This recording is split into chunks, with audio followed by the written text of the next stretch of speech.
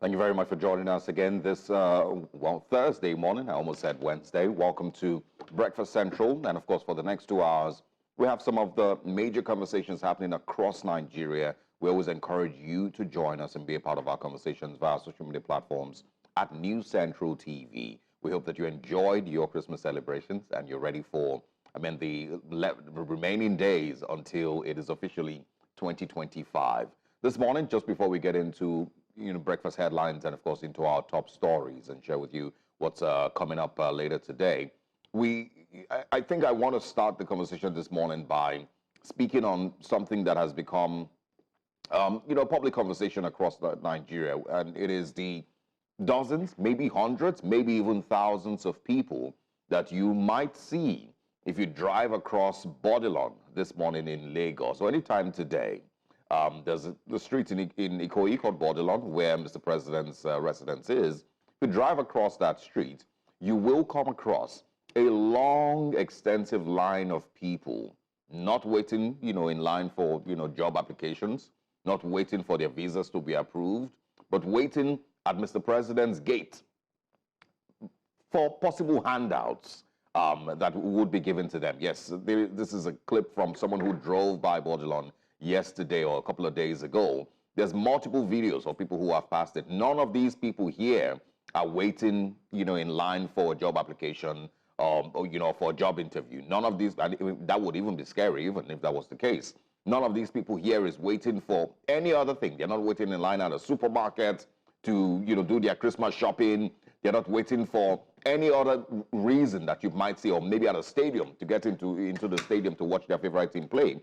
They're waiting at Mr. President's gate for handouts. And you see this video showing both the young, the old, men, women, all, ages and all sexes at Mr. President's gate waiting for handouts. This is the very likely current picture that you might see if you pass by Bodilon this morning. Now, it's nothing new, right? This is not new.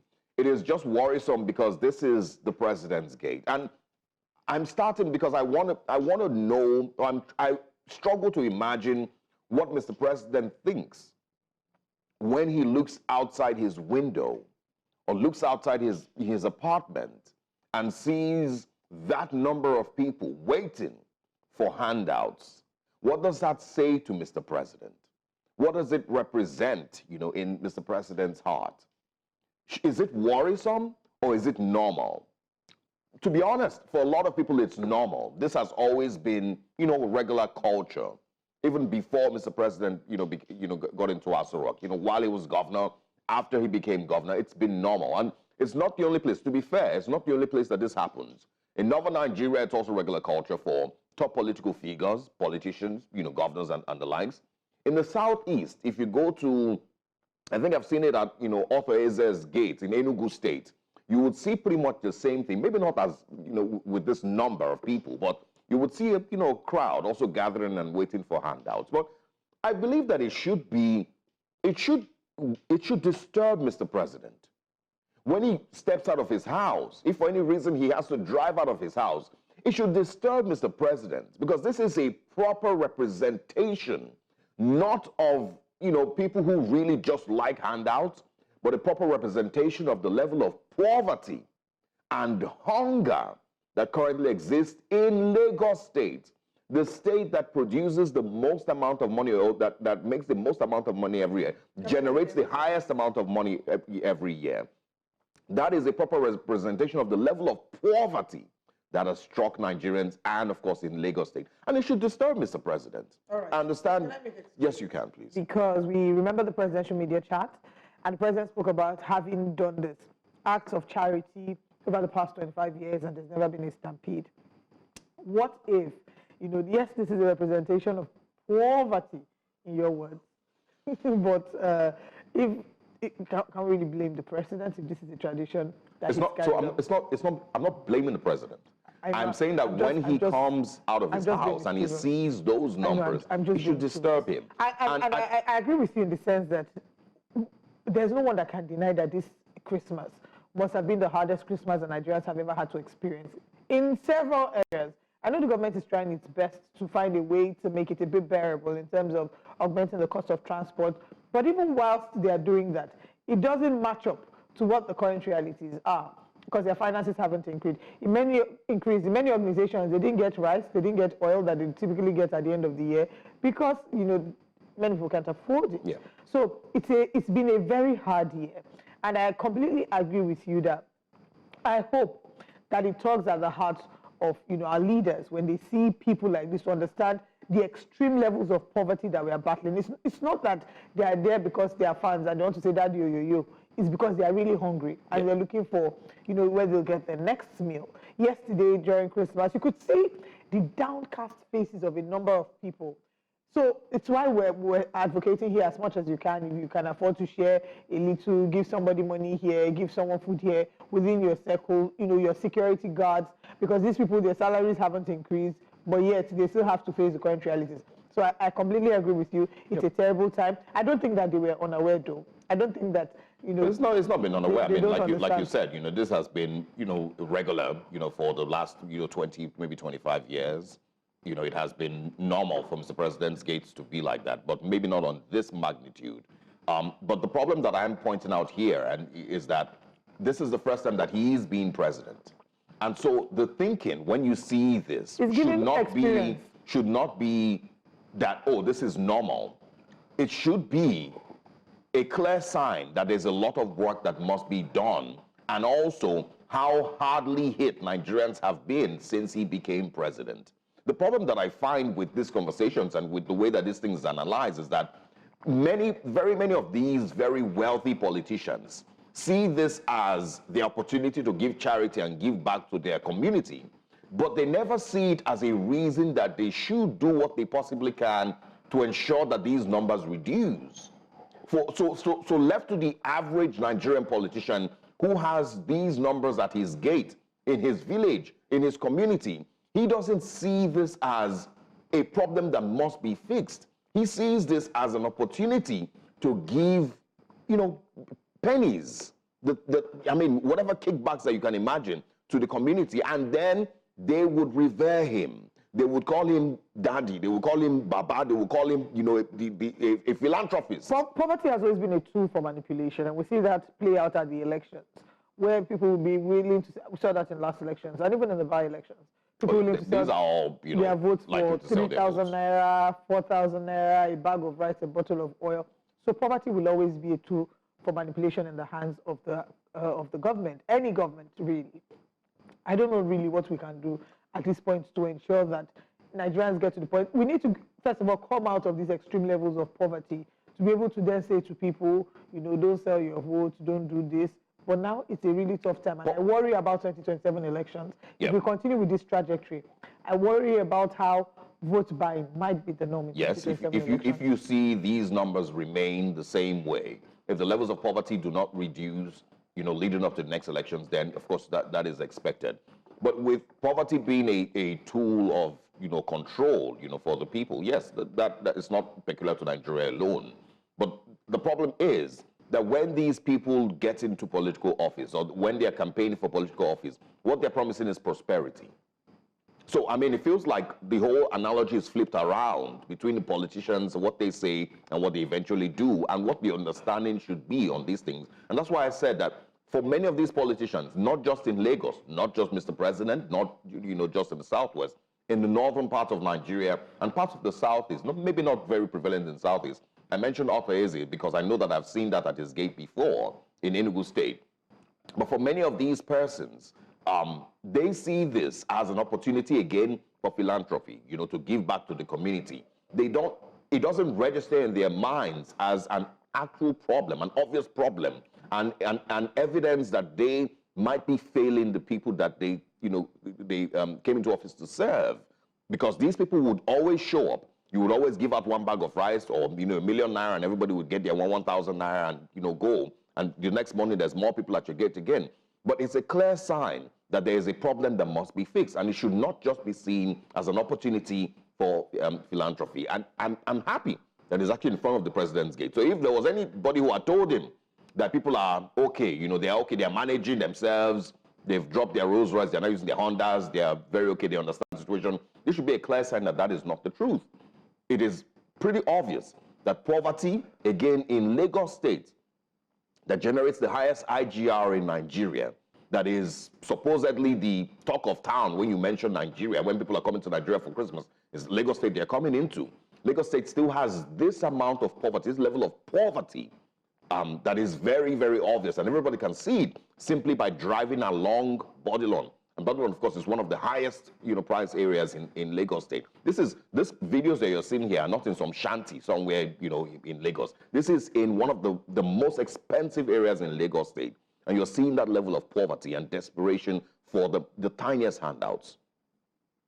Well, it's not a pretty sight. It's not the most exciting December that Nigerians have had. It's been a very rough patch, but we certainly will be following up with a number of these stories, and I'm sure that there will be some response or speech to that video that we saw of Nigerians sitting outside Bodilon. But let's share with you what our top stories are this morning on Breakfast Central.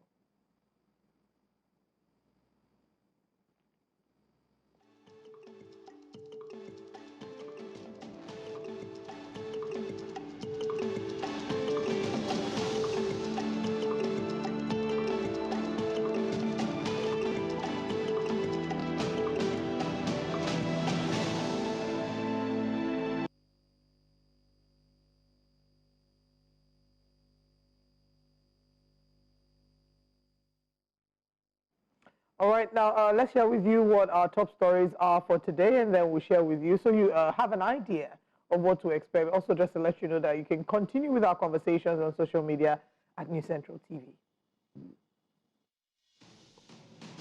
2024 review will be highlighting major happenings of the year from Simon Ekpa, Nnamdi Kanu, and many other big stories we've looked at. Nigeria's justice system under fire amid Babalola Farotimi feud. We have a representative of Chief Afe Babalola SAN joining us on the show. Interpol declares 14 Nigerians wanted for crimes. Nigerian Army chief hails troops and demands more sacrifices. Away from that, we review the newspaper front pages as we do every morning. Join us for all these, but now let's bring you breakfast headlines.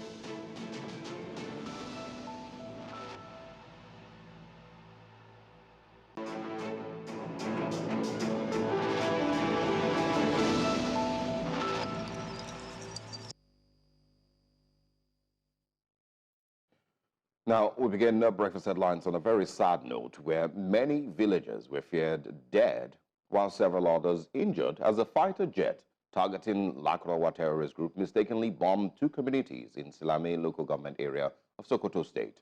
The affected communities were Gidansama and Runtuwa. According to locals, the incident occurred around 7 a.m. on Wednesday morning. This resident rather noted that two villages were located close to the Surami forest, identified as another hideout of Lakurawa bandits. Over 10 villagers were killed and several others sustained varying degrees of injuries during the airstrike. And 14 Nigerians have been declared wanted by the international police for offenses ranging from human trafficking, drug trafficking, robbery, cheating, and forgery, among others. Information published on the Interpol website revealed that the 14 Nigerians were wanted by different countries where they had allegedly committed the crimes.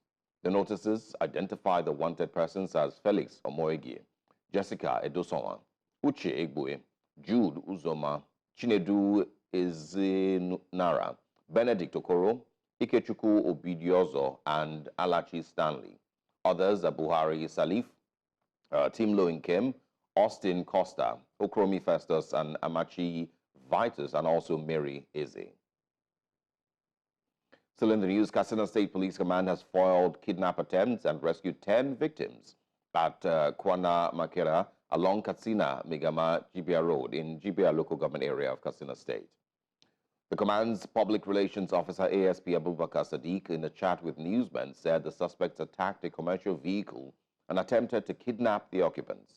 Upon receiving a distress call, the divisional police officer of Jibia led a team of operatives to the scene and overpowered the suspected bandits in a gun duel. Efforts are ongoing to apprehend the fleeing suspect as the investigation continues. The National Drug Law Enforcement Agency, NDLEA, Kano State Command, has arrested 34 suspects with different quantities of illicit substances in the state. The command spokesman, Sadiq Mohammed Megatari, disclosed this in a statement issued on Wednesday. Mohammed Megatari said the arrest was made during a raid as part of measures to ensure a safe and drug-free Kano state during the Christmas and New Year celebration.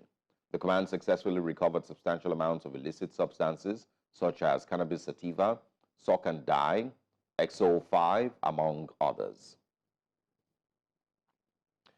And the government and people of Jigawa State were thrown into mourning on Christmas Day following the death of Governor Umar Namadi's mother, Miriam Namadi Umar.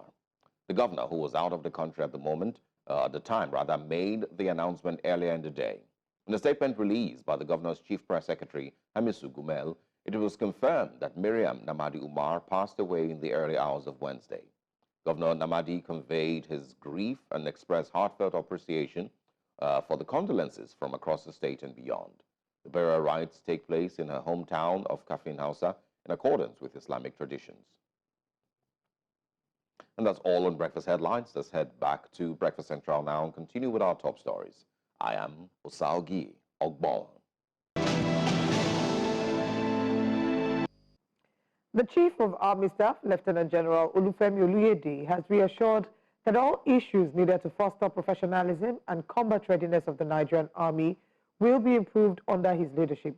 These were the words of Nigeria's Army boss at the 2024 Chief of Army Staff Luncheon, with troops of 3 Armoured Division and Operation Safe Haven held in Jos, Plateau State.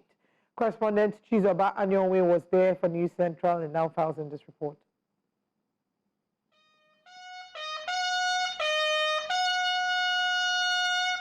This is a yearly Christmas event set aside by the Nigerian Army to honor and appreciate troops in their various theaters of operation as they combat various forms of insecurity across the country. Symbolic here is the Chief of Army Staff serving troops at this luncheon with them, a mark of honor and appreciation.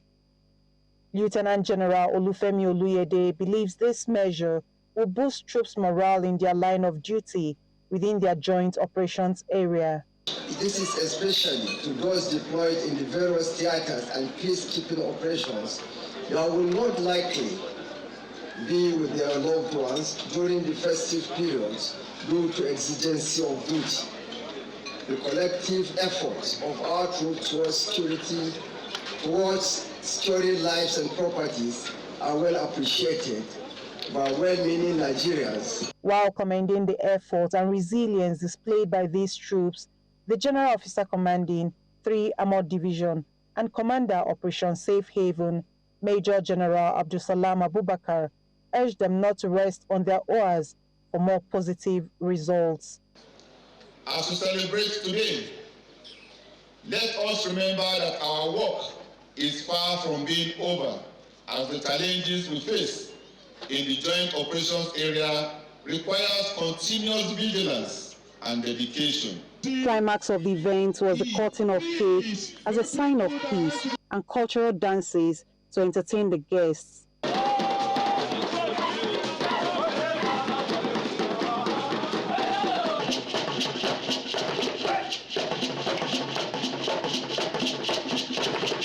With this annual event, it is expected that these troops will redouble their efforts in ensuring the safety of both lives and property, even in the face of adversity in Nigeria. In Jos for News Central, Chizoba Anyonwe. Kudos to our Nigerian troops. We applaud them for the work that they're doing, and we hope that they continue to get more support, not just from the Nigerians, but from the government in being able to help Nigeria protect its territorial integrity from external intrusion. We'll go on a very quick break, and when we come back, we have more stories to look at this morning. Stay with us.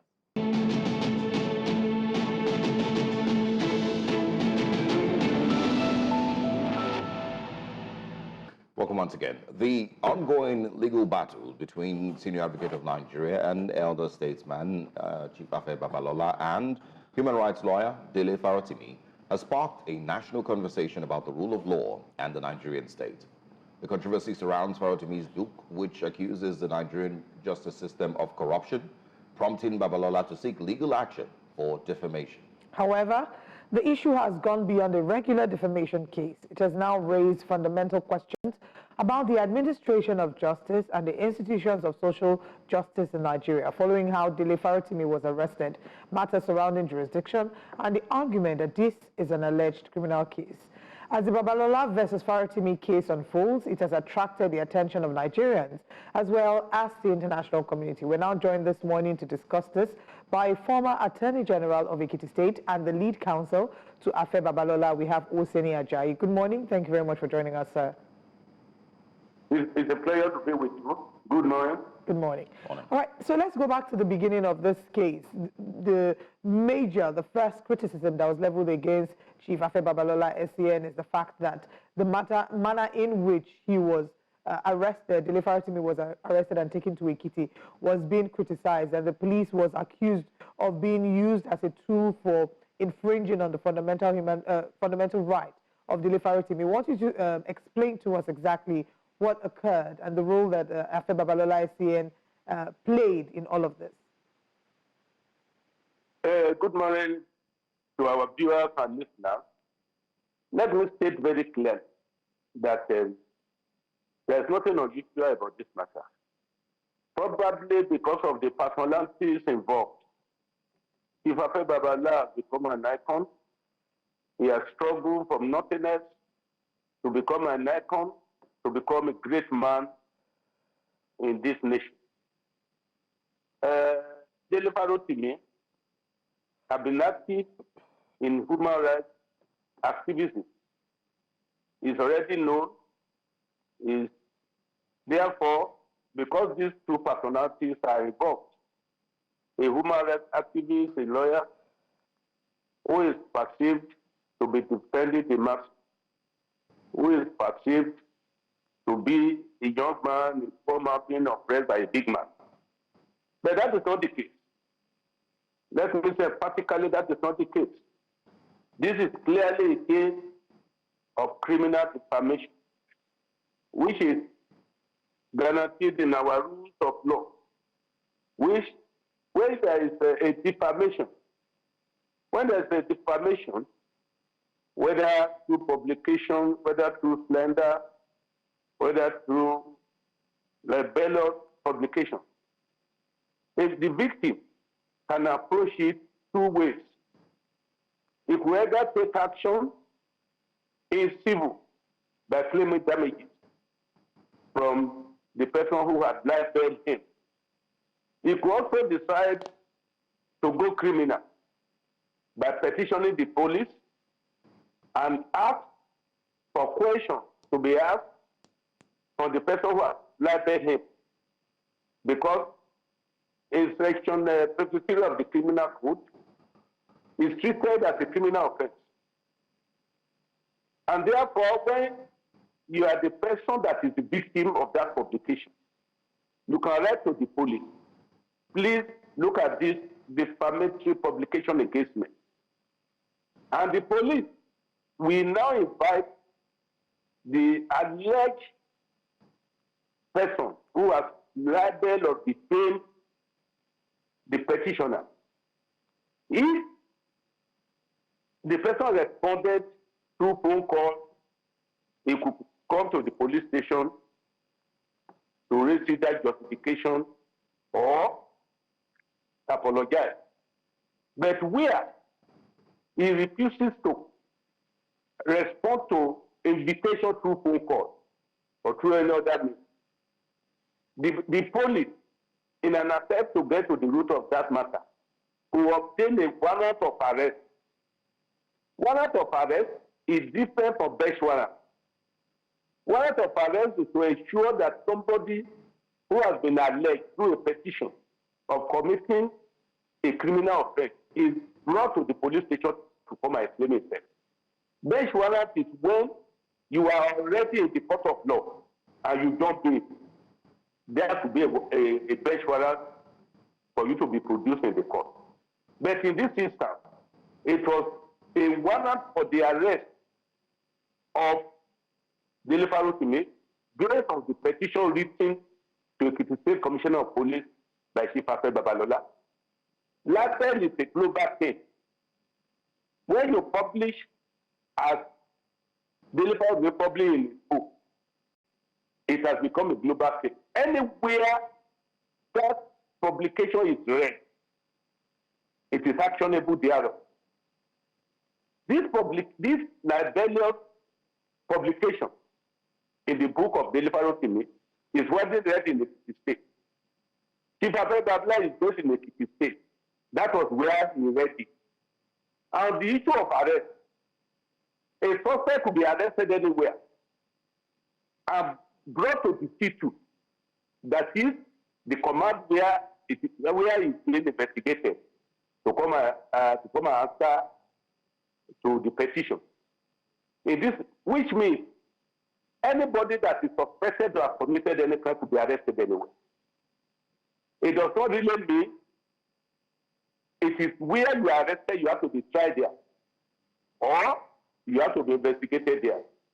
In the instance case, the police command in the knows fully well that Dele Farotimi is based in Lagos, went to Lagos to ensure his arrest. After informing the Lagos command that we are here to arrest a suspect, when that is done, the procedural arrest is completed. And he was arrested through a warrant of arrest signed for by a magistrate in Ekiti State and brought it to answer the allegation against him in that petition received by kindly hold on. By Chief Afe Babalola. Yeah. And then let me start an example to let everybody know this, that the arrest of this is procedural, completely procedural. Nnamdi Kanu was arrested in Kenya and brought to Nigeria to face his criminal charges. He's facing it now. Nobody is facing police about it. Yeah, can you hold on? Just before we go on. Several governors have been arrested in their home state. Even my doctor, who was served by Attorney General. Yeah. Can you hear us clearly? He went to Abuja.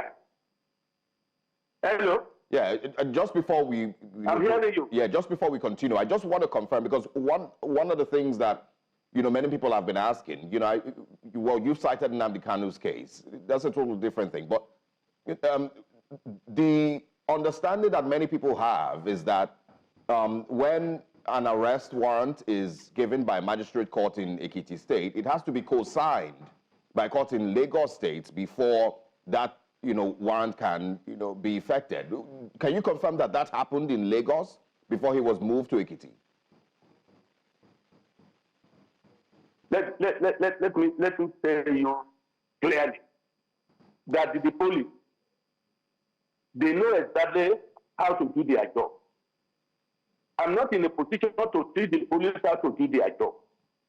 What I'm in a position to say here, which I believe the police complied with, was that a petition was written to Chief Afe Babalola, was written by Chief Afe Babalola to the police command in the state. And they reacted to that petition like any other person's petition. We lawyers, we know, we read petitions every day on behalf of our clients.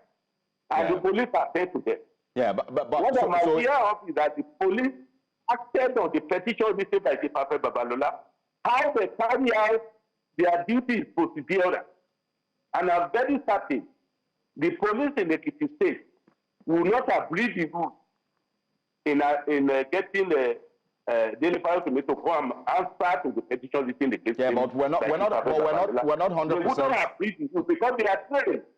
Yeah, but sir, apologies, but we're not 100%. Yes, I can hear you. We're not 100% certain. What we are doing now is assuming that they went through the proper procedure. It's not like there's certainty that the Lagos State Magistrate Court did co-sign on that arrest warrant before he was taken to Ekiti State. That is exactly what happened.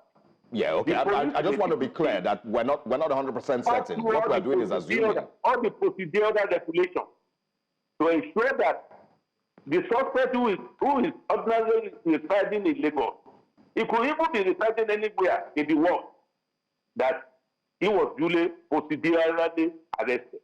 Okay. They are brought to But still speaking about can I still speak about procedural arrest? He raised justification that yes, I will not to this. Was charged to court immediately. All right. Without delay. I'd like to speak about procedural arrest. This is procedural. Another point that was raised and highlighted about the mode of arrest was the manner in which the police actually went into the law firm, allegedly picked up phones, and I'm using that loosely because we did carry out an interview. We went there and there were reports of the police beating staff of the law firm. The cleaner did give a report about how she was being slapped. So would you consider that procedural arrest? No. People are arrested this week just to bring this arrest under humanitarian violation. That is incorrect. I'm very aware that Dele Farotimi was arrested after showing the warrant of arrest to him. He didn't receive the arrest, and he was not. There was no how. And the police did not issue any force against him. Warrant of arrest was told to him. He immediately acknowledged it and followed the police. Yeah, but it's not the police. The police cannot. The police cannot find any faults. So easy. Yeah, the police cannot find any faults in. You can't hold on, please. What we are saying is not like, of course, Dele Farotimi did not resist arrest. Nobody's saying that. It is the process, or the things that happened before he was arrested, the alleged, assault of staff of that law firm, and other, allegations that were made. Those are the things that were pointed out. Is that also because you are attesting to the police always going or following procedures? So would you say that is also part of the procedures of this, you could say, police? I'm not here to defend the police action because I was not part of the police system that arrested Dele Farotimi. Yeah, all right. I would not have been in a position to defend that. I would not have defended that. All right, so we don't spend too much time on this. If I petition against the libelious publication to the police. The police obtained warrant of arrest and Dele Farotimi complied with the warrant of arrest. We saw it and followed the police to the state.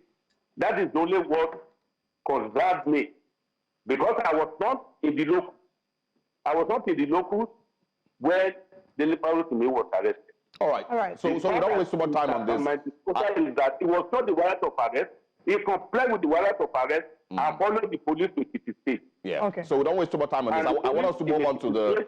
They interrogated him, and immediately he was charged to court. Yeah. So now let's move on to the other parts of the case. There's also arguments that criminal defamation has been decriminalized in the Ekiti State in 2021. I think Dele Farotimi was governor then. Can you speak on that as well? There have been criticism. Sorry, I think I made a mistake there.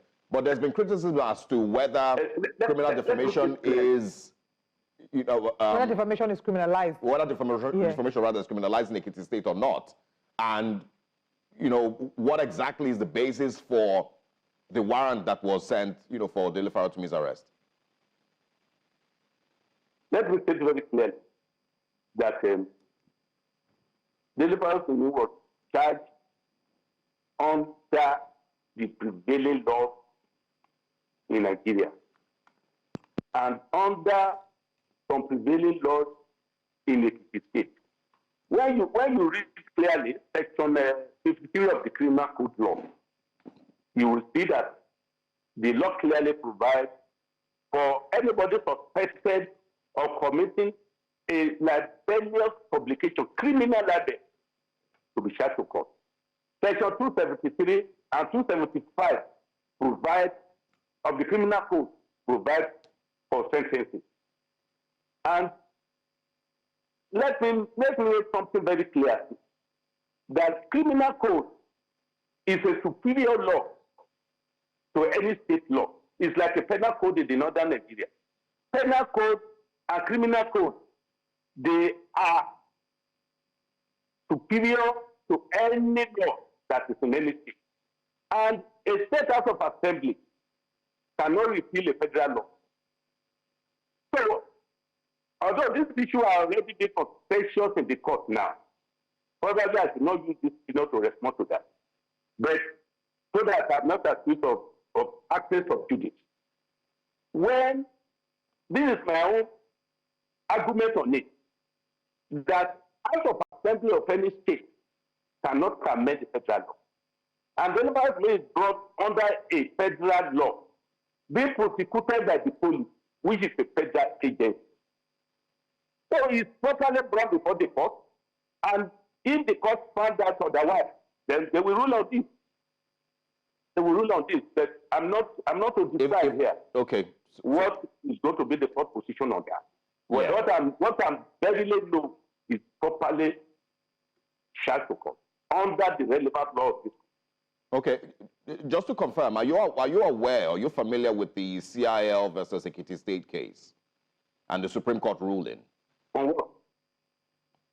There's a CIL versus Ekiti State case that that is on the Public Officers Protection Act. I'm not sure if you're aware of that case. I'm certain that the Supreme Court will not have ruled in respect of this matter under which the Nepal has the protocol. I'm very certain. Okay. The Supreme Court has not ruled that somebody who is brought a federal law cannot be tried in any state of Nigeria. I'm not aware of a Supreme Court decision, and I'm not supposed to be aware of all the decisions of the Supreme Court. But I'm very certain the Supreme Court will not have ruled that somebody that was charged under a federal law by a federal agency like the EFCC, like the SCPC, like the police, cannot be tried in any part of Nigeria. Yeah. All right. I'm not aware of that, and I'm very sure the Supreme Court will not have ruled against that. Okay, hopefully we have time to come back to that. But I'd like us to talk about the petition to disbar Dele Farotimi. The petition was to the Legal Practitioners Disciplinary Committee, which of course has been rejected. But we'd like you to speak on that. Some have said that this looks like witch hunt, maybe because of the public outcry that was leveled against Chief Afe Babalola SAN.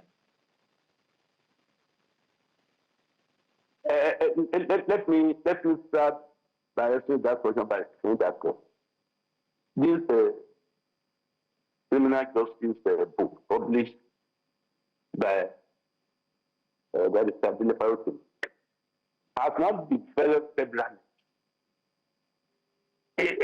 You know, well, if you have, I don't know if you have read that. It is not only Chief Afe Babalola that this matter concerns. He has led very many people corrupting judiciary. Like what Peggy, who was the first here now, who was the Solicitor General there, Olufemi Oluyede, several other people were mentioned in that. And the entirety of the mandate chamber were mentioned in that. There are several truth in court in respect of this matter already. There is one already for civil action in an Abuja Federal Court, in which the publication, the circulation of the book have been restrained. There is another one in the Federal Court in Lagos, in Ibadan, in which the circulation, the publication of the book have been restrained. One of the people that was also mentioned in that book, Olufemi, has also petitioned to the Legal Practitioners Committee.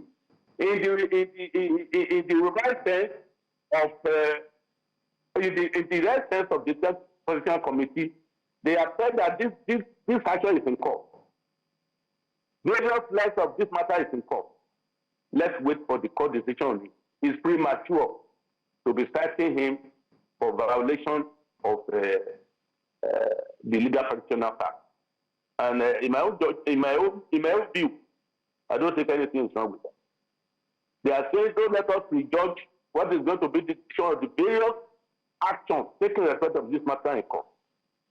It will preempt of the Legal Practitioners Committee to take action in respect of that book for now. And I don't think, I believe that is right for now. Yeah.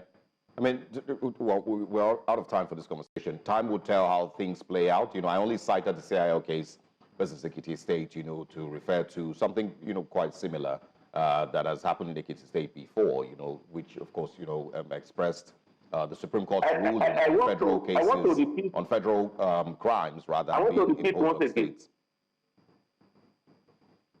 Yeah, but I just want us to, because we're about to wrap up, I want to, you know, ask, some of the things that Dele Farotimi's book was pointing out is the, you know, seeming, you know, issues in Nigeria's justice system, the corruption in Nigeria's justice system, as has been widely said.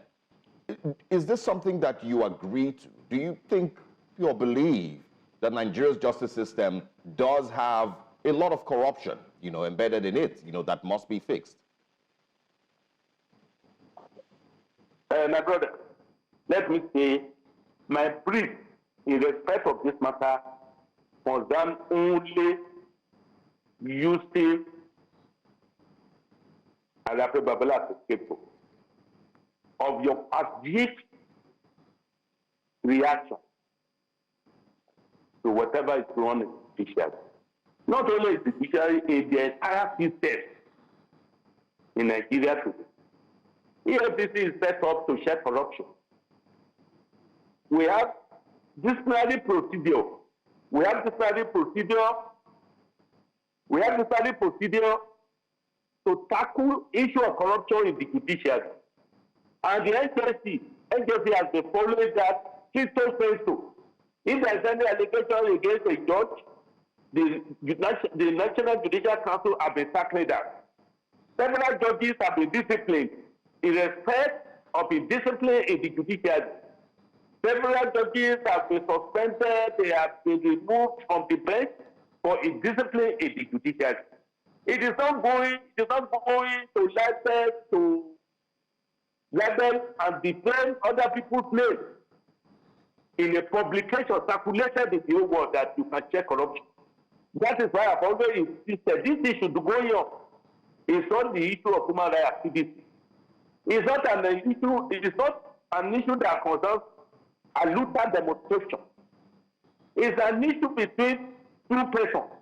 One published a book and alleged that the other person has corrupted the judiciary, corrupted the Supreme Court.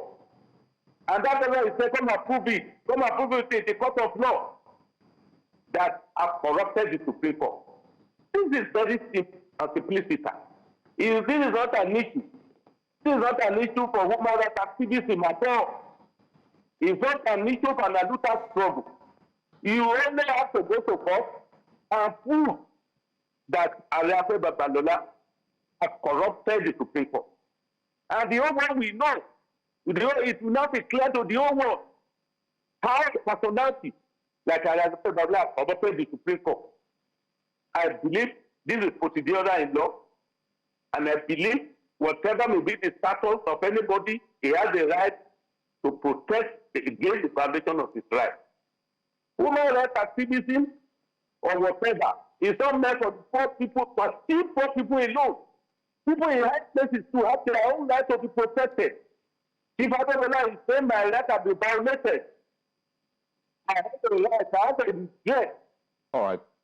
And it's following the procedure to ensure that it gets justice for the violation of his own fundamental rights.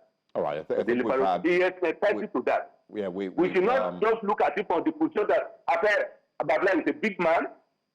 He's operating a poor man on the street. No, a poor man has violated his right.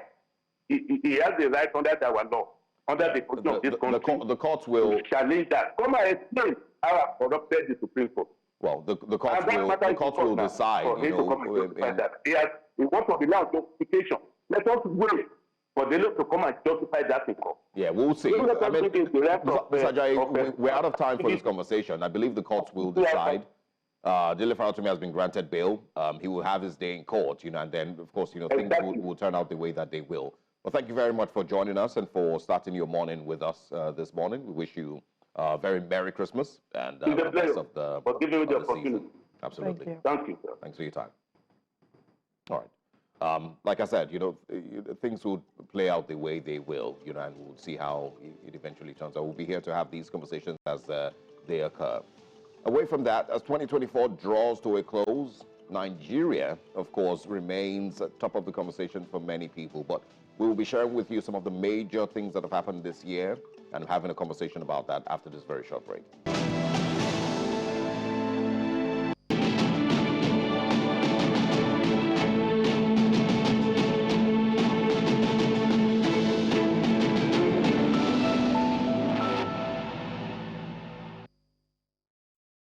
As 2024 draws to a close, Nigeria remains at the crossroads of challenges and resilience. The year has been defined by seismic shifts across the judicial system, human rights, economy, security, and social governance. From contentious legal battles and reforms to economic upheavals and escalating security crisis, the country's headlines reflect a nation grappling with its complexities. Joining us to discuss some of the top complexities and developments that Nigerians faced this year is the convener of Country First Movement, Professor Mustapha Nwaokobia, Jr. Good morning. Thank you for joining us. The pleasure is mine. Before we get into, some of the angles that I want to look at, I think a soft way to start would be, judging your assessment of Nigeria's coping or how Nigerians are coping towards the end of the year. Inflation has been a major conversation this year. The Bureau of Statistics has been releasing reports, and every month it does seem like sometimes it feels like we're getting better, sometimes it feels like we're getting worse, but I think the general sense is that it's been bad. But from where we are right now, from where you're sitting, what would be your assessment of how Nigerians are faring towards the end of the year? Sad. Pretty benumbing. Pretty sad. I was involved in a joke with a friend last night, and we talked about Christmas when we were growing up. I remember Santa. I remember butter shops. I remember Leonard's. And I remember the Kingsway shops, where for a week before Christmas, you'll have a date with Santa. Every child looked forward to that. And we must feel guilty about what we have done to this generation of young people. I must say that there's been no Christmas as melancholic as this one. It's hunger, benumbing poverty, bewildering want, inflation at well over 34%, and I think the leadership must take responsibility. That's what is at the minimum. Leadership must understand that, save and except something is done now, a highly progressive world is looking at us with derision. It's terrible. I mean, the start of where we are can be traced to President Bola Ahmed Tinubu coming into office and announcing that subsidy is gone, the unification of the exchange rates, and these two have formed the crux of conversations when we're looking at the economy. So let's get your thoughts on that, bearing in mind the fact that the president did address this at the media chat that he had recently, also speaking to how he's done great work to increase the minimum wage to 70,000 naira, as a means to fight corruption. So let's talk about that. Tragically, the Nigerian public is not very critical. I saw Mr. President at the media chat, and I think that there was a certain kind of messianic arrogance that he put before the people. He scored himself excellent. And in the face of harrowing poverty, harrowing despondency, harrowing want, in the face of stampedes for food, hunger-born stampedes, in the face of Nigerians not knowing what the true value of their currency is. As you and I talk, we have about the most devalued currency in Africa. As you and I talk, we have about the least minimum wage in Africa. As you and I talk, I don't understand where, and I think that it's about the minders of the presidency and those who are around him. They have given him this impression that he is the all-knowing King Solomon. He is perhaps Plato's man of gold. He is perhaps the king who does no wrong. And so there's this imagery that, because I watched that interview and I said to myself, who has done this to our president? This is the point at which our president should come humbly to Nigerians and to tell Nigerians that he's doing his best. he will tinker with the policies. You don't tell me that your removal of subsidies cast an iron all over the world. Energy, petroleum are fundamental components of national life. Even in America, there's subsidy for these fundamental issues, including food, agriculture. So I don't understand where they get these policies, and those who applaud him, I don't know what they mean for this presidency. But I think that the minders of this presidency are not careful, they're not sincere, they're not true to what they say on paper. And I truly wish that in the next few days, our president comes around, comes across, and gets across to people who can tell him the truth. Because the truth is simply that our economy is doing badly. The truth is that no matter the statistics that you have, if it does not affect food on the table, you are perhaps in search for Godot. Well, I mean, there's a clear sign right outside Mr. President's gate this morning in Bodilon, Ikoyi. You see the crowd, of Nigerians that are gathered there waiting for handouts. He can pretty much see what the situation is, except it's going to be interpreted as, well, people just love him so much and they want to collect, hogs from him. I don't know how he's going to interpret it, but, I want to talk about the minders of the president that you've mentioned. This could be their truth, because you've said that they may not be telling him the truth, but is it possible that what they're telling him is their truth? From their analysis, from the way that they have also, taken a close look at what Nigeria's economy needs, this could actually be the truth that they know, or they don't actually have the plans that we expect that they should have, which is to fix Nigeria. The plan, and the motivation for being in those positions is not what we expect that it should be. It's something else. I think I love that line. It could be their truth. It was Niccolo Machiavelli in The Prince who wrote that oftentimes those who surround the prince make him believe that he's infallible, make him believe that his policies are right, and then they sing his praises to the high heavens and almost certainly destroy the prince. I believe that perhaps to the extent of what it brings to them, it could be their truth. But the truth is, like you noted, what has become of Bodilon within the past 48 hours. Yeah. The truth is what has become of Ibadan within the past 1 week. The truth is what has become of Okija within the past 1 week. And the truth is what has become of Abuja within the past 1 week, where unlike any time in our historicity after the war, we have never seen Nigerians go through such stampede in search of food. And I truly do think that our president must learn. He should have a few friends who truly mean well. He should learn from Abraham Lincoln. His Secretary of War, Stanton, was his fiercest critic. But he looked at it and said, the only man who tells me the truth, who does not think that I look good, who does not think that I do anything right, should be my best man. And it took him for the Secretary of War. If our president truly wants to succeed, because we're having a year coming, he must surround himself with those who look him in the face and tell him, Mr. President, yes, we know you're brave. Yes, we know you're confident. Yes, we know you want Nigeria to work, but these policies aren't working. Is that maybe the likes of Dele Farotimi, who... Well, some would argue that maybe the National Assembly also are not those people because they are singing the president's praises and singing on your mandate we shall stand when it comes. No, we never had a National Assembly as bad as we have today. Akpobio's National Assembly is at best a rubber stamp.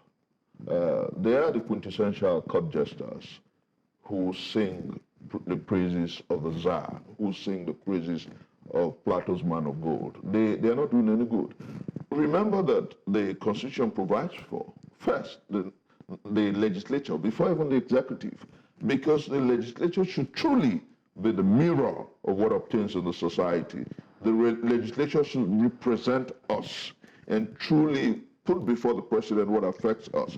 But when you have a Senate president who, at best, is a comedic act, pardon me my choice of words, who at best throws joke about everything, who at best must stay on the side of the president. And somebody told me just yesterday, why are you concerned about what Akpabio does? Was he constitutionally elected? Was he a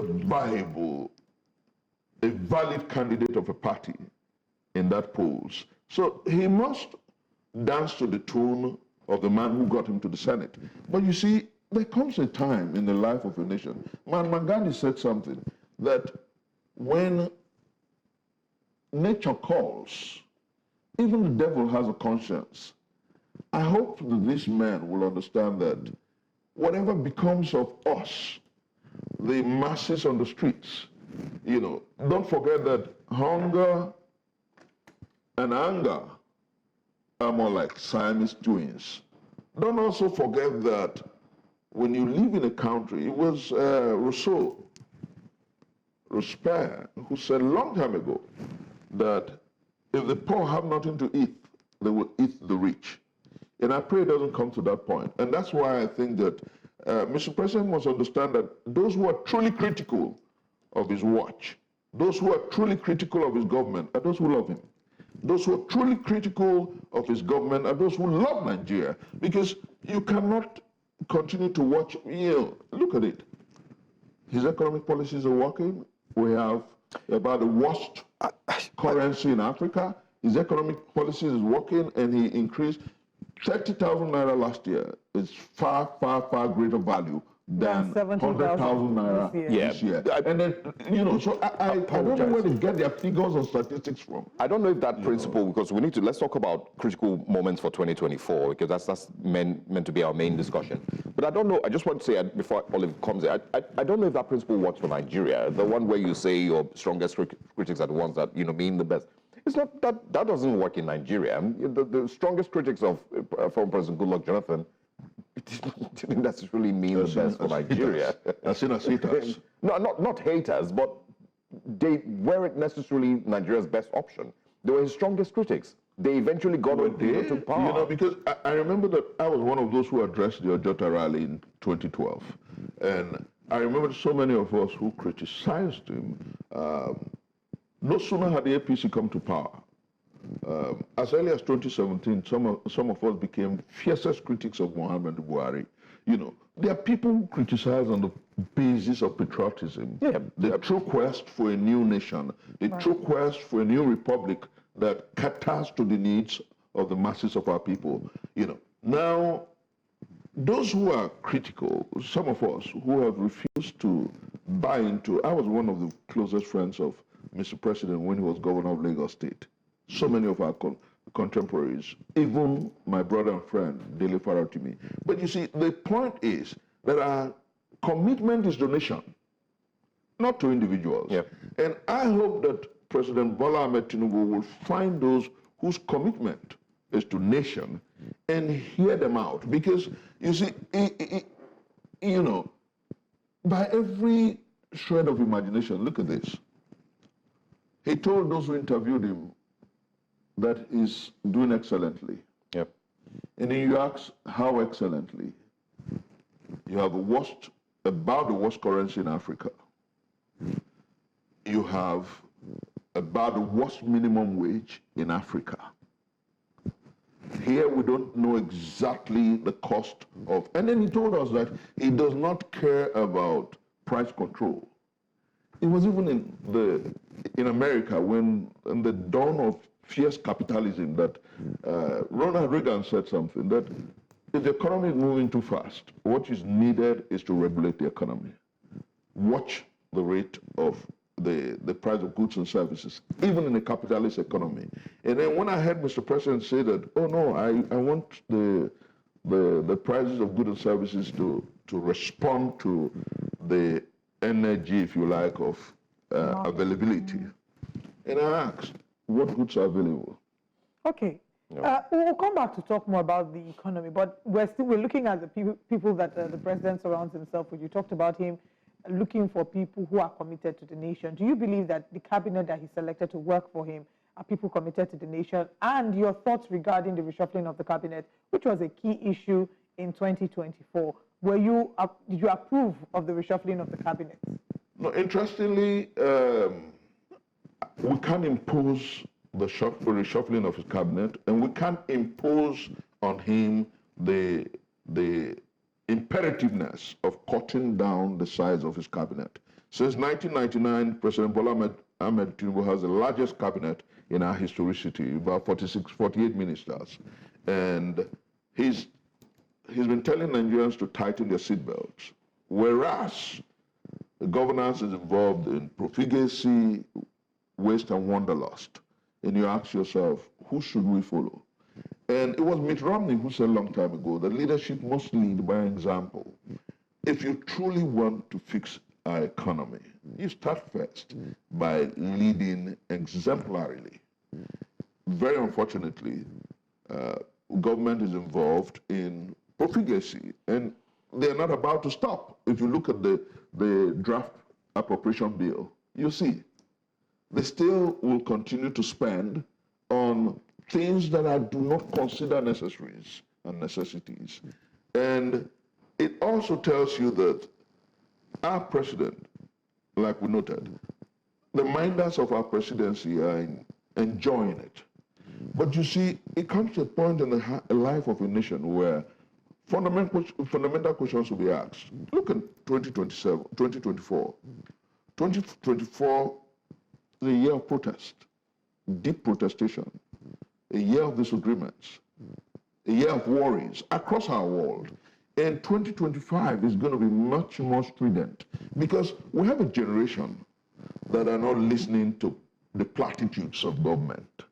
We have a generation that are not listening to the promises of government. We have a generation that are 24 hours on the net, making comparative analysis, studying how our economy operates. This generation, you call them Gen Z, but they're deeper than, they're a generation that knows just about everything. And they're not going to let people gaslight them in 2025. And so I think that Mr. President had better begun to surround himself with true minders who will tell him, Mr. President, your policies aren't doing fantastic. Mr. President, this generation expects something better. Mr. President, you have scored yourself fantastic in national security, but they think you can do better.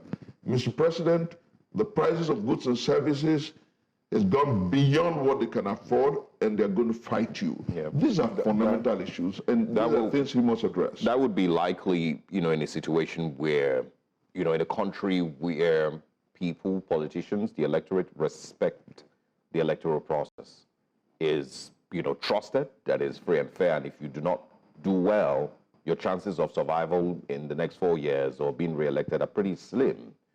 Nigeria is not that place, really. The re-election of a governor or president or National Assembly member is not necessarily, I'm trying to be very careful with my words. Nigeria is not that place where if you fail woefully, as many governors fail every 4 years, they are very certain that they will not be re-elected. That's not where Nigeria is yet, unfortunately. And so that advice will be in a situation where advisors will tell you that your ratings are really low.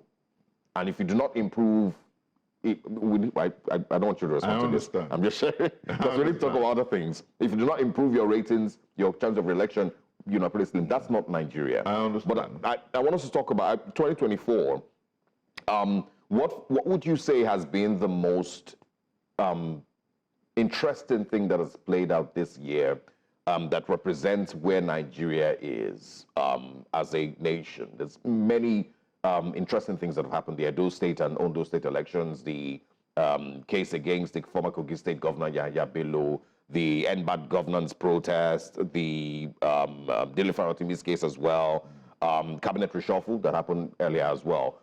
Which one would you say still lingers in your memory that tells you what 2024 defined for Nigeria? For me, it was the end bad governance protestation, and I'll tell you why. I saw our young people gravitate to a fundamental place where questions were asked. And very tragically, rather than applaud them, government dealt with some kind of derision. Government dealt with some kind of high-handedness with young people who were asking for their rights to demand responsible and responsive leadership. I saw the fallouts, and that was when I said to myself, if this was the same Bola Ahmed Tinubu who joined us in protestations against Jonathan, reacting and responding to these young people this way defies those ideals. Reacting to protestation the way they have done puts a lie to the things we thought of him, because he was involved with us in massive protestations against Jonathan. Why are you unwilling to allow young people to say, Mr. President, you're not doing right? And let me tell you, like you noted in the preamble, in the opening, you don't, in one fell swoop, without interrogating the issues about subsidy, remove subsidy. The same subsidy that in 2012 you said was a scam. You know, I thought that Mr. President should have interrogated the whole process and protocol. And before you throw away or remove it, you find those who have been responsible for fleecing our collective patrimony in the name of subsidy. He didn't do that. He still hasn't done that. And with fuel, which is about, we produce, you and I, we're responsible for our energy. We're responsible for security. You know the cost at which the average Nigerian, the cost will bear daily. And then you see fuel price go up from 175 naira to 1,000 naira, and then you think that whatever reform you call it will augur well for the masses of our people, and then you surreptitiously got labor, TUC and NLC, to accept 70,000 naira increase in salary just before the increase in fuel price. That's surreptition. That's deceit. And at the end of the day, the states who are saying that they're paying 75,000, some 80,000, if you put the value of 30,000 like I noted last year, and you compare it with 80,000 this year, you find out that Joe Ajero and the TUC president must have to re-engage this presidency. Because if at 150, 170 per liter, Nigerians were going home with about 30,000, at 1,000 naira per liter, they're going home with about 70. It doesn't make any sense. And I think that what is important, and that's where I'm directly going to address your skepticism, you know, because I understand where you're coming from. In our country, we have seen people who are willing to allow change. And we have also, in our historicity, I'm 53. In my 53 years on earth, I spent about 9 years in one custody or the other. Nigerians are resilient, and Nigerians can be resolute. So I think that, look at my brother, Dele Farotimi, and look at the fortitude with which he faced the events of the past 3 weeks. And then you have a lot of young people, my brother Showrare, you have a lot of young people who are resolute, you know. And I want to say this, because sometimes, and this is important for our viewers, sometimes people think that change comes through the truths of the majority. No, there's a conscious minority. That was why Margaret Mead said that nothing is truer than the fact that a small band of people who believe that they can transform a society and they work at it have always done that. That is the truest reality. You know, Mkuto Wisizwe, South Africa, under Mandela, Tibiko, Walter Sisulu, Albert Lutuli, they were not near 10% of the average black South African. They were not. You know, what is important going into 2027 is to ask for a conscious minority who are resolute and convinced that we can make our country better. And once we're able to galvanize and gravitate to that parlor where every palace ideals of leadership is put to the nail, our quest for a new republic would have begun. Oh, so many areas I hope that we can talk about, but yes, thank you for touching on the End Bad Governance protest. I think that one last one, as quickly as we can look at, is of course the by-elections, Kano elections, Ndo elections. I mean, as quickly as you can, we have about 2 minutes. No, I think that what Nigerians must begin to ask for is for Mahmoud Yakub to be relieved of his duties. All the by-elections, all the off-cycle elections were a sham. They were shambolic. They did not show a commitment to due process. You saw Edo, you saw Kogi, you saw Bayelsa, you saw Ondo.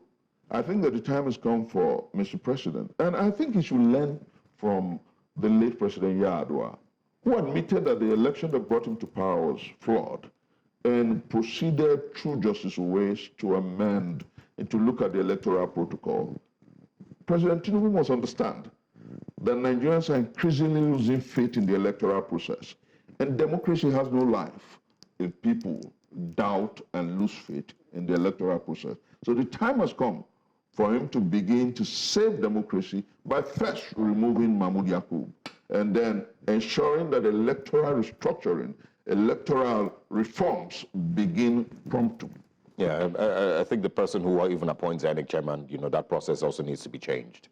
If the presidency keeps appointing INEC chairman, then it's not going to be Mahmoud Yakub's fault. Anybody who's there, with the puppet and the puppeteer. Absolutely. So we should switch to maybe ensuring that they're elected. That's why we're talking about electoral reforms. Yeah. Perhaps the INEC chairman should be appointed by the judiciary, perhaps, or a select council of statesmen, because save and except something is done to reform this INEC, we'll keep going. Nigerians will lose faith in the electoral process. And come 2027, people will just sit at home. That is to say that a number of them haven't already lost faith in the electoral process. Yeah. But unfortunately, we can't take more stories. We will continue to review a number of the big stories that have made headlines all through 2024 here on Breakfast Central. Prof, thank you so much for your time with us this morning. Thanks for stopping by. Okay, more conversations to have this morning after this break.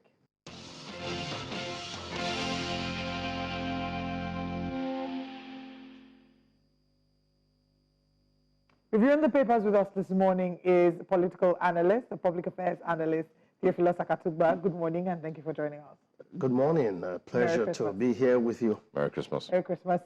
Okay, let's get into the papers and see what the front pages are saying. Our first paper this morning, looking at the front page of The Punch. Lagos, Abuja, Rivers, fund seekers throng parks amidst stampede fears. Jos Uyo record high turnouts. Benue shuts down parks. Anambra residents remain indoors. The fear of stampede is the beginning of wisdom. 38 dead in Azerbaijan airplane's plane crash on Christmas Day. Sad there. 3 Nigerians placed on FBI most wanted list for $6 million fraud. Man arrested for raping and impregnating 16-year-old Ogun girl. Akeredolu's widow rejects OBI-DATTI's memorial lecture for late governor. Sokoto villagers accidentally killed as NAF bombs Lakurawa terrorists. Really, really sad story. Opposition laments hardship, APC promises stable economy. Address unemployment extremism to end insecurity, Bishop Kuka says. And that's all on The Punch. Let's head to the next paper. Yeah. That's, about the third time that mistake is happening, from the Nigerian Air Force. I remember it happening in Iran, in Borno, I think 2016, I believe, about more than 100 people that were killed in that attack, or in that, mistake. Collateral damage. The leadership this morning: can clerics seek end to hardship and hunger? Friendly fire, fighter jet mistakenly bombed Sokoto communities. We can also find here, police arrest priests and others over Abuja stampede. Not very many stories. Jigawa governor loses his mother. Insurance firms begin fresh recapitalization. I think these are the stories, that the only relevant stories on the leadership newspapers this morning. We can squeeze in just one before we bring in our guest. I think, the Daily Trust newspaper is coming up next. Airstrike kills 10 Sokoto villagers. They have links with Lakurawa terrorists, says military. Another angle to the conversation. Suicide bomber kills 2 in Borno, 6 soldiers injured. 450 people killed in accidental bombings in 10 years. Telcos may hike call data tariffs early next year. Nasarawa pupils learn on bare floor. Be patient with Tinubu, 2025 presents better deal, says Ganduje, who, by the way, is trending on X, and we'll take that shortly. Police arrest bishops and others over Abuja church stampede. 22 injured as vehicle hits Christmas procession in Gombe. 2025, federal government budgets 100 billion naira for school feeding. Christmas, Khan urges Tinubu to reduce food prices. Let's start with the airstrike. This is the first paper we're taking this morning that gives a different angle to the conversation. That is saying that the links, that the killed people have links with Lakurawa terrorists, according to the military. And this is not the first time. See the numbers, 450 people killed in accidental bombings in 10 years. You know, some would argue that, again, you know, what is the value of the Nigerian life? And there are others who would say that it's a normal part of the deal. In the fight against insecurity, there must be collateral damages. So where do you stand? Well, where I stand is that it's unfortunate. I sympathize with the dead, and very painful to see that the mission of the military to deal with criminals and terrorists resulted in the death of innocent ones as a result of miscalculation, or mistake. The military saying that they have links is how were they able to confirm that within this short time? So I think it's not about time to be defensive. It's time to be very, very, very empathetic about what has happened and reach out to this community and find a way to compensate them. My position is that very painful, something that they must do much more to avoid, considering the numbers of death we have recorded in this manner. Yeah, you know, and of course, you know, the fact that it's not happening for the first time, you know, this is, from my memory, about the third, maybe even fourth time that it's happened. Once there's war, it's going to keep happening. You heard of what happened, is it in one of these countries where a whole plane, a Malaysian plane, was shot down in the midst of war. So you see, it's a possibility, but effort must be made to ensure that they do not happen. Yeah. Yeah. Okay. All right. The Daily Trust newspapers this morning, well, I think Oliver already mentioned that. Christmas, Khan urges Tinubu to reduce food prices. 2025 federal government budget's 100 billion for school feeding. But I want to talk about the food prices and the Christmas reality, the economic reality for Nigerians at Christmas. You know, again, I'm going to point out the crowd on Bodilon, you know, this morning, waiting at Mr. President's gate. It's a large number of people, hundreds, maybe even, you know, up to 1,000 or more, all lined up in front of the President's gate, you know, as a clear sign of the level of hunger that, you know, has befallen Nigerians. Not, you know, just because of, you know, Mr. President, but, you know, arguably made worse by, you know, his leadership. So what would you expect to be Mr. President's reaction when he sees those people outside his gate? He's used to it, and he expects it. He understands that there's hunger, heightened hunger in the land. Hunger has always been part of Nigeria. Poor people has always been part of our architecture, because during Buhari, we said we're the headquarters of poverty headquarters of the world. So the issue of poor people and more hungry people, I did some research, just throw in hunger in the land. I saw paper as far back as 1978, starvation. I've seen, so Nigeria, I listened to Christian Sonyoko, some great songs of the past. They're all crying of hunger. Even Raskimono sang about hunger under pressure. You know, so it's what we need, the president must do is to continue to expand opportunities. Governors in their state must expand opportunities, must make people productive. We have been unproductive for too long. And so the president is greeted with this that's used to for 25 years, been giving people arms, giving food. It's been a recurring thing at festive period. But that should not be should not continue to be the character of the Nigerian state. So my hope is that government and all the things, that reforms that are taking place at the federal level and states must plug in so we can reduce poverty and hunger by expanding opportunities. Because if you don't create jobs, if you don't go back to the farms, as Buhari advocated many years ago, we will not, if we went back to the farms and we encourage more people to live in rural areas and encourage people to go into farming, Nigeria will not be talking of hunger. You know, it's a disgrace that we Nigerians with arable land talk about hunger. It's a disgrace. With able-bodied citizens, it's a disgrace. It shows the critical nature and the critical laziness of the Nigerian, of the race called the black man. We have no reason. I don't know that we're lazy. I think it's critical laziness of the Nigerian state to the black man activate those aspects. Is lazy. It's lazy. That's why he contributes just less than 2% of global economy. It's a very lazy race and does not take chances at the capacity he has. The black people have not utilized all they have to dominate and play at the global stage. Yeah, but there's many reasons for that. I don't think laziness will be it. Is actually laziness. Really? The laziness is also about the leadership. When I'm saying lazy, sometimes we look at leadership as different. They're also lazy in thinking. And so the president is trying to do something we've never done. That's why I give him a lot of opportunity, a lot of slack, a lot of chance. The president is traveling a route that never been traveled. Which route? The route of the reforms. We've never followed this route. We've felt we've done all the other, every option. All politicians are criticizing the president. My point is they don't have an alternative. They keep saying something could be done, but they don't tell us what could be done, what should be done. All they want is the president should allow the old system, but modify it and make it better. That's which is, you know, I'm sorry, Olive. It's a reasonable ask. You know, because, I mean, the guest that we had here, you know, before you came in, said, you know, pretty much the same thing, that, you know, subsidies for energy are not a strange concept. It is just that, you know, Nigeria's oil subsidy was mismanaged greatly by the people who were, you know, supposedly responsible for it. Then, listen, can we say that in the last 15, 20, 30 years, we are certain of what the NNPC's books are as a country? See, the question is this: the NNPC has been a misfortune to Nigeria.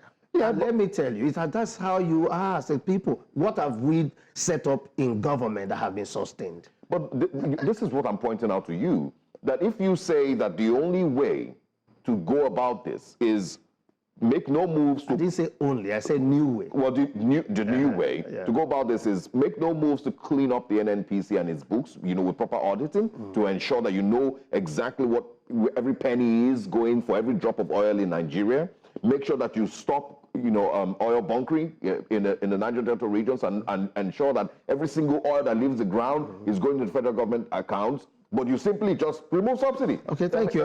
Make sure you do this, make sure you do that. Buhari for 8 years said he was fighting corruption. Buhari for 8 years said he's trying to reduce the situation. Buhari for 8 years said he's going to chase all those people that do round tripping.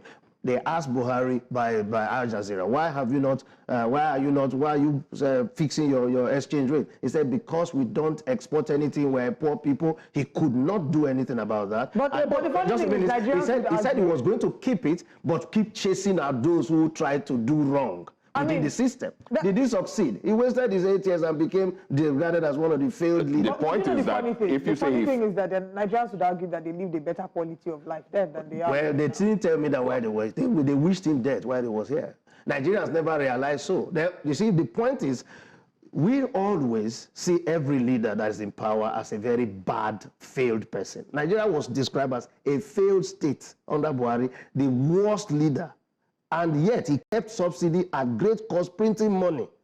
Buhari kept the naira at fixed rates without doing equalization, all at 1.5 billion a month. But even when they said that they had removed subsidy, that was what he was doing. But even when they said they had removed subsidy, no, subsidy was... I'm talking about the current administration. What he said, he didn't remove subsidy. What he did was keep increasing prices to overcome the landing cost. And he kept doing so, and prices kept changing. The point I'm making is that failed. What you call the new way of thinking or the new way of doing things, he said what you've described, that what you call that is really just the stereotypical knee-jerk reactions that Nigerian leaders have for addressing issues. It is not data-driven, it is not critically thought through, it is just knee-jerk, and it is hopefully meant to make you look like a powerful, strong force. But that's not true, because again, you have not, there is a, let us clean up this actual sector. Let's clean it up. Let's audit. But it's not, but hey, let me just say this. All attempts you cannot be, all attempt has failed. Tinubu wasted 8 years. If you follow that route,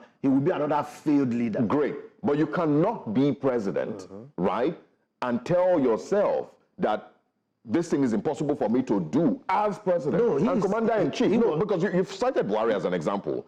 But you cannot be president and and convince yourself with your advisors, with everybody that you have around you, SSAs, SPAs, whatever, that this particular route is impossible to, so it's going to be hard for me to do or impossible. And so we're going to take this knee-jerk reaction that is going to completely wreck or almost wreck Nigeria's economy, right? I think that's not the situation.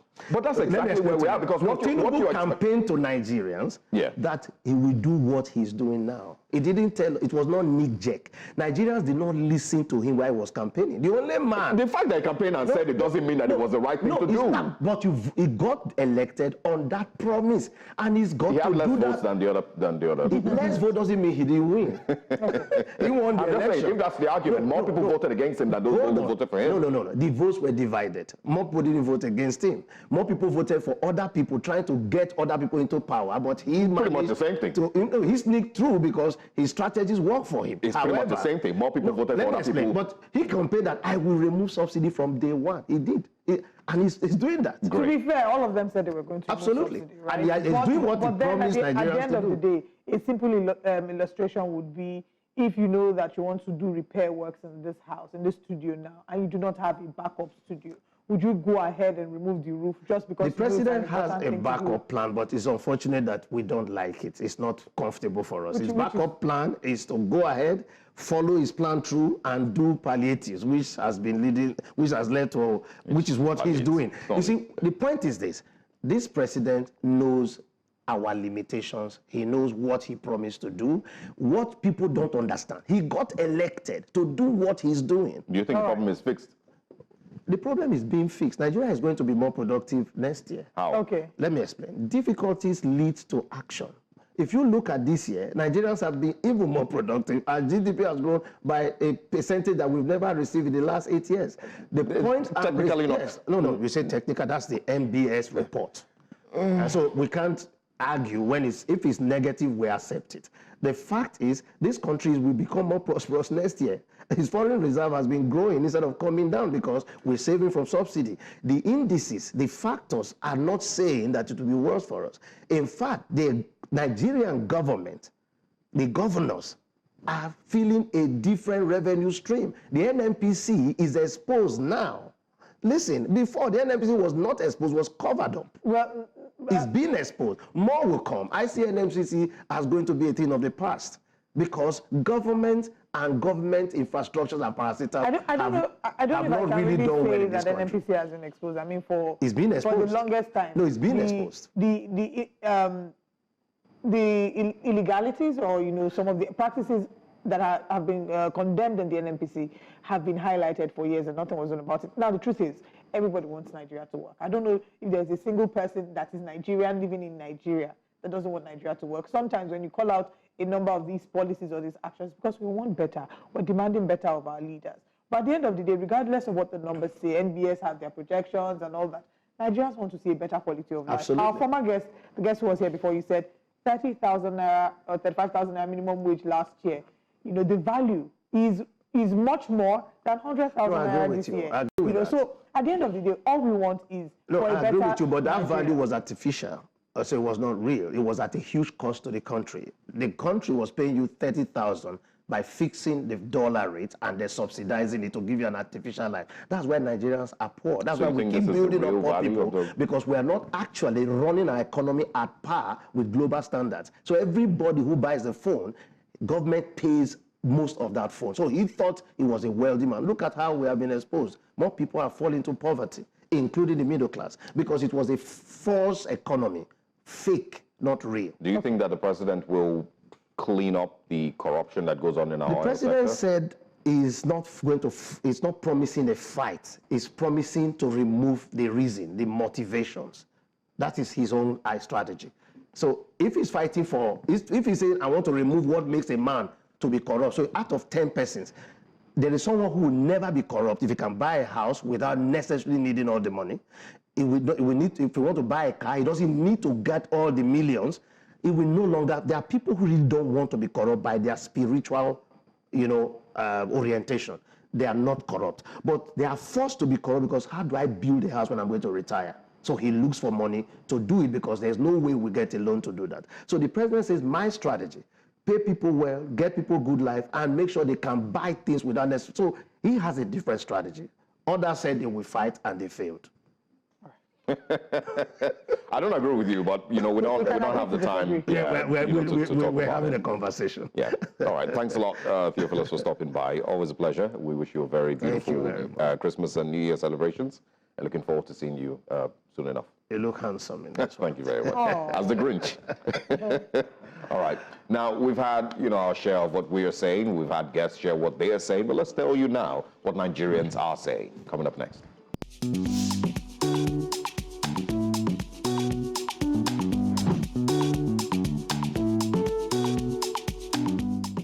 What are your thoughts about a Sharia court being established in Oyo State? Well, a viral post on X, formerly Twitter, announced the planned inauguration of a Sharia court in Oyo town, and this has reignited conversations about the possibility of Sharia law being introduced in southwestern Nigeria. And what we see here is that this post shared on the 20th of December 2024 by Abdul Olalekon Imam Onide stated that Oyo would launch its own Sharia court in January 2025. You can see it here. It says, since the Southwest states have left Muslims without any trial court of competent jurisdiction on their personal matters, despite Section 275, subsection 1 of the 1999 Constitution of the Federal Republic of Nigeria, allowing states to have one, Muslims have resorted to ISPs. Oyo Alafin is launching its own on January 2025. Join us. Now, this has immediately sparked concerns about the implications on the state's unity and the religious harmony it's known for. Oyo, a state that's home to a rich mix of Muslims, Christians, and adherents of traditional African beliefs, has long been considered a beacon of cultural and religious diversity in the Southwest. However, the idea of Sharia law being introduced into this context has understandably raised alarms. Now, let's add some historical context. The reintroduction of the Sharia law in Nigeria began in October 1919 when Ahmed Sani Yerima, the then governor of Zamfara State, adopted Sharia as the primary legal code for Muslims. This move was quickly followed by 11 other northern states, sparking a nationwide debate. In Kaduna State, the adoption of Sharia law led to violent clashes between Muslims and Christians with devastating consequences. The violence in Kaduna in 2000, known as the Sharia riots, led to the deaths of at least 2,000 people, marking one of the bloodiest chapters in Nigeria's recent history. That's, of course, after the Civil War. Now, a legal expert from Oyo State, Ahmed Raji SAN, has since clarified that what's being proposed in Oyo is not a Sharia court, but rather an arbitration panel aimed at resolving disputes among Muslims who voluntarily choose to use it. This panel, Raji explained, will have no punitive powers such as amputations, and its decision would only apply to those who consent to it. So, the question now is, in light of the country's history with Sharia law and the concerns in Oyo, how do Nigerians feel about these developments? Is this an opportunity for peaceful resolution or a potential flashpoint for further division? Let's head to Twitter. Our Twitter Connect shared their thoughts and said, Sharia law is a sacrosanct law. If truly and well implemented in Nigeria, it will bring an end to a lot of atrocities. Take Saudi as an example. In response to this, Collins Asain says, yes, Ganduje, Sharia law, the ultimate solution to all our problems. Because clearly what Nigeria is missing is not good governance, infrastructure, or accountability. It's public floggings and hand amputations. Shall we also import Saudi Arabia's oil wealth to make it work? Or will the sacrosanct law fix the potholes too? Ajibola Gray says, Sharia law is not a religious conversation. Cutting off people's hands for stealing is a barbaric behavior. You can easily just send them to prison. Stoning people to death for adultery in this big 2025. Shehu Ghazali says, I've never seen the wife of a Nigerian billionaire in a burqa. I've seen the daughters of Nigerian millionaires in a burqa. I've never seen a Nigerian millionaire sentenced by the Sharia law. The poor is the carrier of religious burden. Maurice Monye seems to agree and says, never in this history of this country has Sharia law punished the corrupt rich in the north. Alabi also shares his thoughts and says, genuine question. If you're so passionate about Sharia, why not move to where it is practiced? And finally, Anais Watterson says, the only thing this Sharia law conversation has taught me is that I need to be very intentional about leaving this country. Wow. Anyway, This will, of course, this has sparked conversations, different people sharing their thoughts on X as to whether or not they find that it is legal to establish Sharia law in Oyo State. And, you know, the concerns are that if this is accepted, it will spread all through southwest Nigeria. They've cited the constitutions for and against the argument, and they've, of course, shifted their inauguration till January. We'll keep talking about it and counting down the days. The House of Assembly does have a lot of work to do, and Governor Seyi Makinde of Oyo State has said that, you know, he would stick by what the law is, and that if the law approves of this to happen, then he would approve it, and if not, you know, he will speak strongly against it. These are, you know, the things that Nigerians are saying about Sharia law potentially coming to Oyo State. Let us know what your thoughts are at News Central TV. Now, this is where we draw the curtain on today's show. Enjoy your Boxing Day. We'll be right back tomorrow with more stories here on Breakfast Central. I am Olive Emodi, and it's been an absolute pleasure being here with you this morning. Same here, and we wish you a very beautiful Boxing Day. Open up those empty boxes under your Christmas trees. And see the nothing that is inside. Oh, so really? That's what the Boxing Day is about? I thought it was. No, it's not for that. I'm just beefing people. But anyway, see you tomorrow, and it's bye from me. I am Osaugi Ogbawan.